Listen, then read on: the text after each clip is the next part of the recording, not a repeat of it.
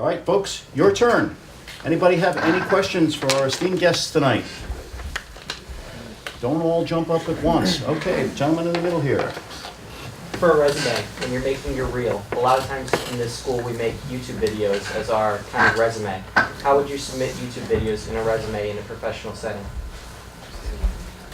You asking me? I don't have to do resumes. I already have the job, don't I?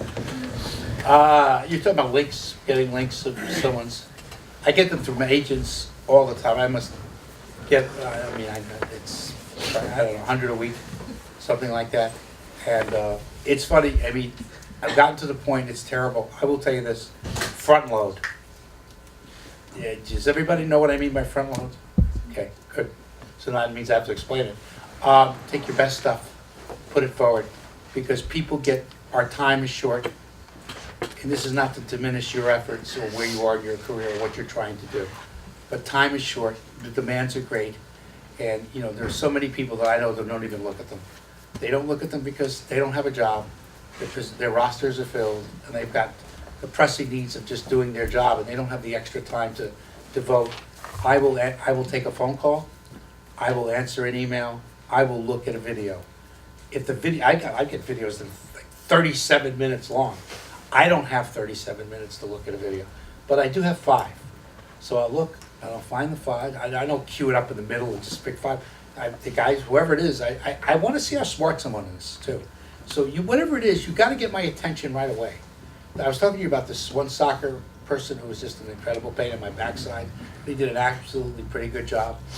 The first 5 minutes of the reel that he sent me was really very good. I don't know about the last 7.5 hours of this reel. I can't speak to it because I wasn't going to watch it. I mean, it went on forever. It was, you know, the 10 Commandments is on this week. You know, it's 4 hours. It was like the 10 Commandments or the 8 Commandments, missing the first 2.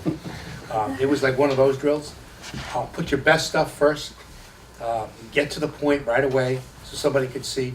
And if someone's trained, like I'm trained to do this, I've been doing this 40 years. I mean, I got thousands of reels and resumes or whatever. And, you know, you get a pretty, not that you're infallible, but listen, I helped Bob Costas start. I helped Joe Buck start their careers. You know, I saw something there that maybe other people didn't see, or somebody would have seen it eventually. You know, Ryan Rucco now is on our network. I think Ryan Rucco is going to be a big star someday. He's with the Fordham, Fordham grad, good kid. I think he's going to be a star. I don't know that he's there now. I know he's not there now, but I know that he could be there at one day because he's got the pipes. He works really hard, and there are things he's got to work himself through, but he doesn't have that much professional experience yet. But he knows the basics. And you look for the stuff that you can't teach. You have a presence. What kind of presence do you have? You know, do you have knowledge? What kind of knowledge? What kind of story? What narrative are you telling me? So I look for the things that can't be taught. Anybody could sit there and read, I'm telling you, read a teleprompter is the worst thing ever. It is, and that's what so many people do. They'll send you a thing, it's 10 seconds, and they're reading a prompter. It's like, you know what, if I wanted to, I mean, honestly, that doesn't tell me anything. What tells me something is, if I had to put you in a situation and there's a rain delay, could you give me 20 minutes? Could you give me 15 minutes and have it come off and be professional and competent and understandable and entertaining and whatever? I mean, there's a lot of qualities that go into making up a really good broadcaster. The ability to communicate the sport, the knowledge of the sport, a sense of humor where the delivery, some people really know the stuff, but it's like another day at the office. It's boring.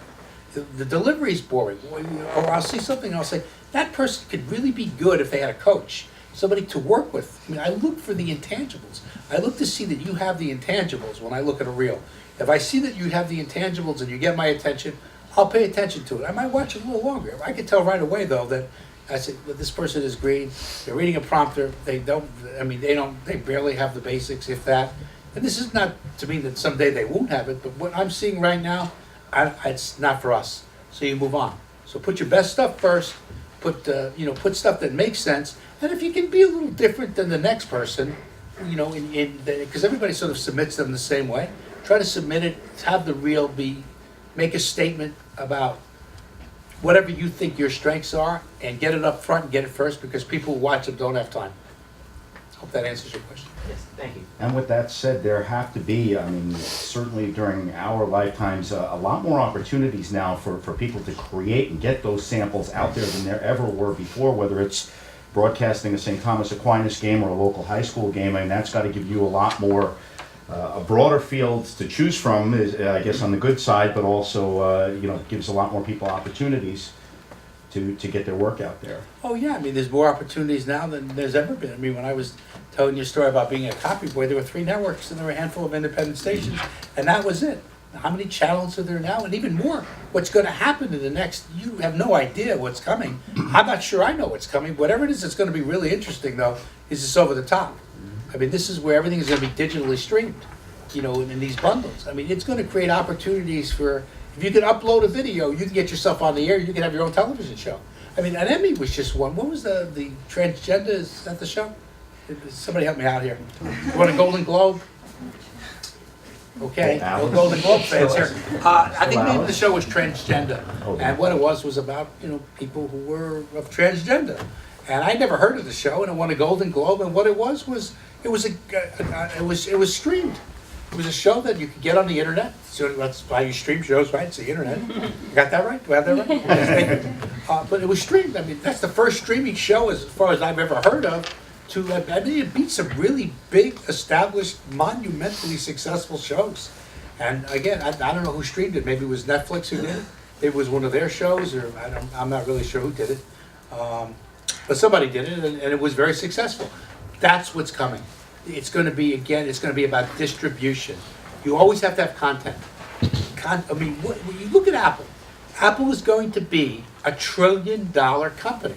Think about this. Think about the companies that are worth a few $1 billion. You say, oh my God, it's like, look how successful it is. I'm not talking about a few $1 billion as if it's nothing. I'm talking about $1 trillion company. I don't know if the watch thing is going to work for Apple. I'm not really sure that's going to work, but everything else has worked. God bless them. It's going to be $1 trillion company. And what did Apple ever really make? It made distribution platforms. What is the iPad? What is an app? What is your phone? It's a distribution platform. What content on here comes from Apple? Does Apple make movies? Yes or no? No. Does Apple, I'll answer the question, see if we have trouble. Does Apple make television shows? No. Does Apple make, what am I left with, John? We've done movies, theater. Does Apple do theater? No, it doesn't do any of that stuff. But can you get plays, Broadway plays on tape or whatever, digital on your phone? Of course you can. Can you get movies? Can you get television shows? Can you get streaming, you know, CBS.com, NBC.com? Can you get all that stuff? Can you get Hulu? Can you get Netflix? Can you get all that stuff on your device? Of course you can. That's what's made Apple what it is. But ultimately, at the end of the day, distribution is going to take 1 million different platforms. The Yankees will always be successful. Not so much in the way they've traditionally been successful, where here's the game and you watch it. You watch it on your TV set at home and that's it. Now, if you want to go outside and you want, you know, there's some strings attached to this, but if you got this device, you want to watch the Yankee game on your phone, you can do it. You want to watch the Yankee game on your iPad, you can do it. You want to watch the Dodgers on your iPad or your phone, you can do it. You can watch anything, but the key to it is having the content. You got to have the content. All the distribution things are all going to change. Whether you're streaming this game or you are, you know, you're getting it live or you're getting it whatever, however you're consuming it, that's all going to be important. But at the end of the day, it's controlling the content. What content do you control? And the Yankee games will always be the Yankee games. No matter how you consume it is up to you. On live, if you want to DVR it, most people don't DVR sports, that's what makes sports so valuable. But at the end of the day, it's going to be about having the content. And the Yankees will always be the Yankees. They will always give you content. So how it's consumed is going to be up to you.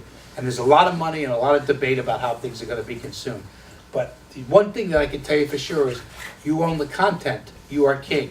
Netflix went from a distribution service of giving you old movies and old television shows to giving you House of Cards, to giving you Orange is the New Black, to giving you, they've got some other show that I saw the other day, it's a comedy, it was hilariously funny. Tina Fey was one of the executive producers, I don't remember the name of it. Does anybody here know the name of that show?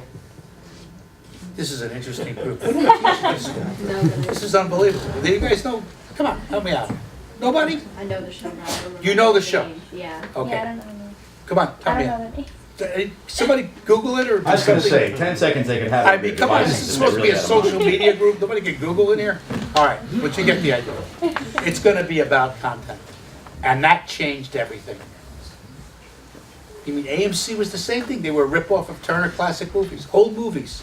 Then they decided, we'll do a show called Mad Men, we'll put that on. Wow, and then they got that zombie thing that everybody watches, what is it? The Walking Dead, of course we know that. This woman, I like this girl, she's working with her. But you get the idea. So, okay. Hope that answered somebody's question. Yes, What ma'am. Go kind of ahead. internships do you offer at Yes Network? Okay, Joe. I can tell you that they offer internships, but good luck trying to get one. Is that a good answer? Yeah, I mean, we do offer them. There's very, very few of them. You have to apply for them by January of a given year. I mean, because again, the demand is great. And, you know, we're owned by a media company. Fox owns us. You know, they have people that, you know, friends and relatives and people that want to do this. And then the Yankees have friends and relatives and people that want to do this. And the few number of interns, the small number that we actually have really get spoken for pretty soon. You know, we do take a few from the outside, from people who, like you, who are interested. But, you know, again, we have very few openings. It's possible, it's not impossible. So rather than err on the side of, you know what, well, it's gonna be difficult, so I won't do it, I would take the initiative and send it. Send it to the HR department, send it to me. Now watch, I'm gonna wind up with all these internships. not Your know what to email do. tomorrow. In Yeah, your- right. I'm on Twitter, you can follow me on Yeah. Twitter. I do. It's called #leave me alone. In your Gotcha. experience, is that common in the industry, that there aren't that many opportunities, or do different broadcast networks have different internship structures where there may be more availability? It's all relative. I mean, the reality is there's so many people who want to do this and there's so few openings. You know, they're putting, you know, the mandates aside for a minute. There are very few internships. And the demand for them is just off the charts. And I totally understand it. And, you know, listen, and that to me is sort of the crime of all this, is that, you know, there's nothing wrong with, you know, listen, people who are interested in a job, giving them a job. I mean, I totally get that. But it's like, I wish that we could take every passionate person who really wants to do this for a living and give them an internship. I wish it was possible, but we don't have enough office space to make that happen. That's the reality.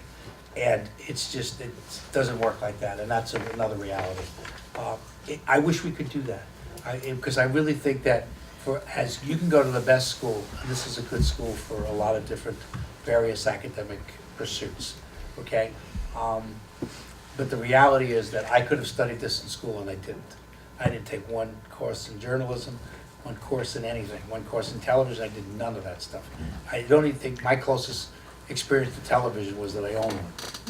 Okay, I knew sports, you know, and I was fascinated by the business of television, but I have no education in this. I wandered into NBC. I took a tour.